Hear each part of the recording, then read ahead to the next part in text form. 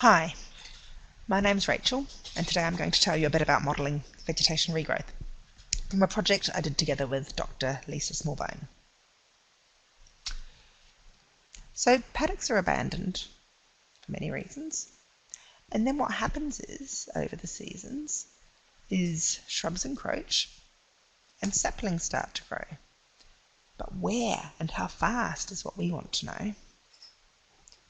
So some vegetation patterns have different features, which are preferred by different creatures. So can we figure out what the future might be and how the patterns might look for pasture, shrub and tree? 255 hectare study area near Murchison fulfilled all our criteria.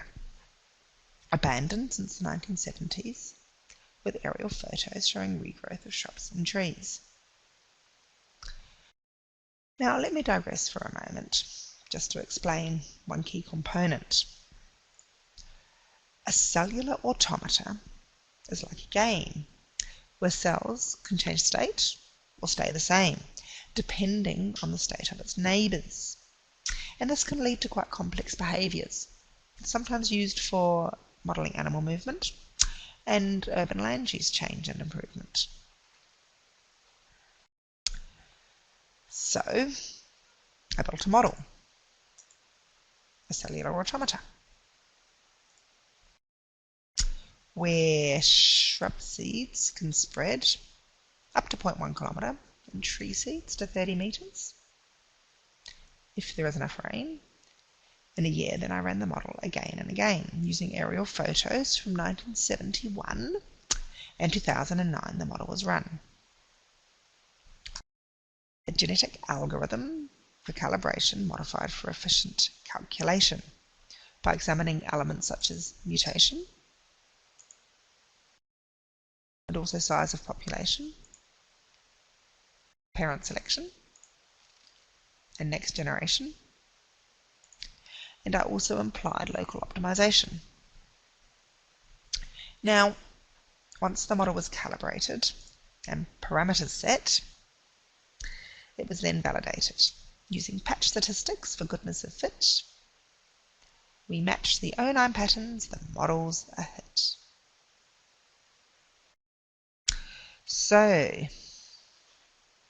now we were ready to try and predict under different scenarios, which we can depict based on with varying rainfall and how much one clears the shrubs and how often for the next 80 years. So there were 3 scenarios for precipitation based on the Tartara rainfall station and data from Bureau of Meteorology and CSIRO, which use a methodology based on best science of climate change to work out future rainfall range.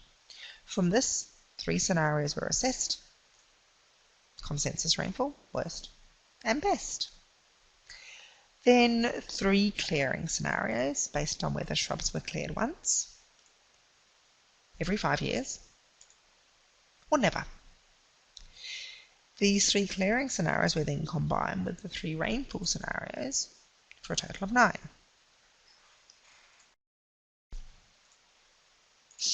So the model to the year 2090 shows that when rainfall is somewhat low, the shrub does better at expense of tree, but this gives higher heterogeneity.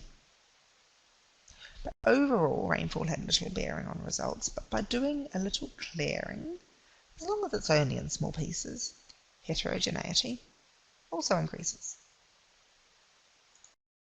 So, from this model, what can we learn? Well, that over time tree cover can return and provide habitat with diverse vegetation to suit different fauna. So in summation, our CA model is a success. You can do such cool things with GIS to model anything that is spatial. Thank you very much. My name is Rachel.